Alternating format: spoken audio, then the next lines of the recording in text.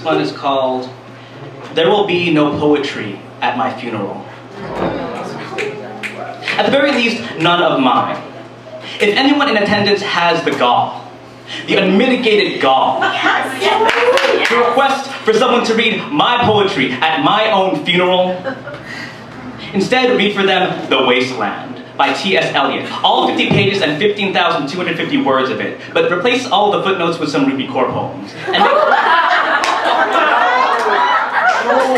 I went there. And make sure to perform this amalgamation of poetry? Look, you're doing a D+ Christopher Walken impression of why not.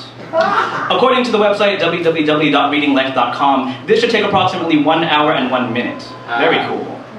Once you are done, tell the requester, yeah, that's pretty much what Marc's poetry was like. Do this in remembrance of me.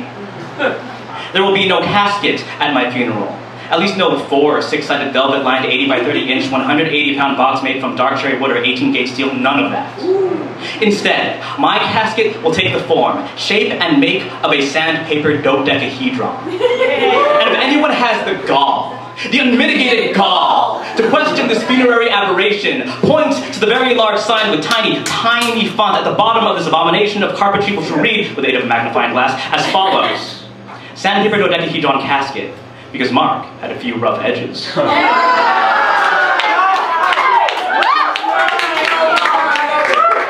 Take anyone who has the gall, the unmitigated gall, to fail to burst into laughter at this witticism and reseat them in the naughty corner of the chapel.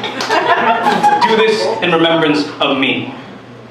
My funeral will be open casket, or open sandpaper dodecahedron, to better display my remains in peaceful repose, or as serene and beatific as a corpse can be, considering I will have ended my life by jumping into a trash compactor, after having written into my will that I want only the most apathetic unpaid interns, from the most indifferent morticians to try and put my Humpty Dumpty Borgans being, of course, a portmanteau of bones and organs, which again, the trash compactor, back together again, and presumably they'll attempt to accomplish this Mother Goose miracle through the use of office staples and hot glue and, of course, duct tape. Do this in remembrance of me. For the testimonials, make sure whomever volunteers takes care to be as vague in their reminiscing as possible, as if any meaningful details about my life and personality are somehow state secrets. Here are some suggestions for what shall be considered acceptable testimonial material. You may tell everyone in attendance that I enjoyed music. Just music. No name dropping of bands or artists. Anyone who mentions my favorite bands and singers and, I don't know, composers. Anyone who has the gall, the unmitigated gall, to try and share with my friends and family which songs I liked because they made me feel things, will have to sit in the naughty corner of the chapel. Do this in remembrance of me. Tell everyone I was funny. Don't tell them how or why. Tell them I was always just so goddamn funny.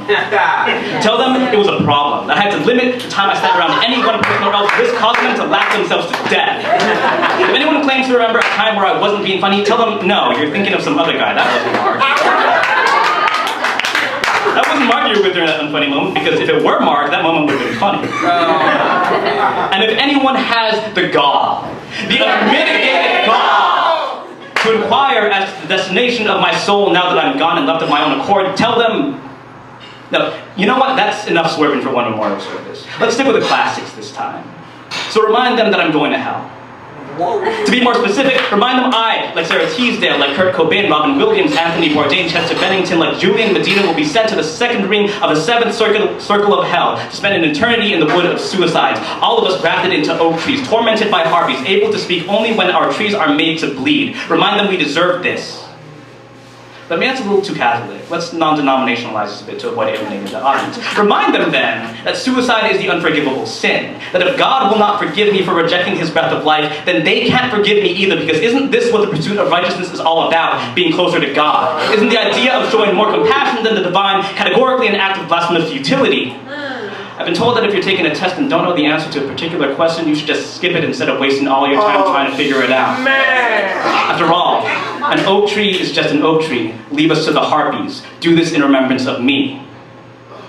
Tell everyone I enjoyed going to ski resorts, but leave it ambiguous as to what I actually did while at the ski resorts.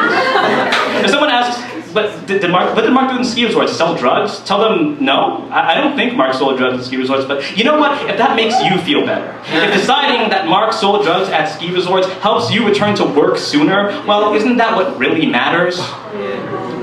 Tell everyone I like sports. Again, just sports. And if anyone has the gall, Come on. the unmitigated gall, to interject and ask what, like baseball?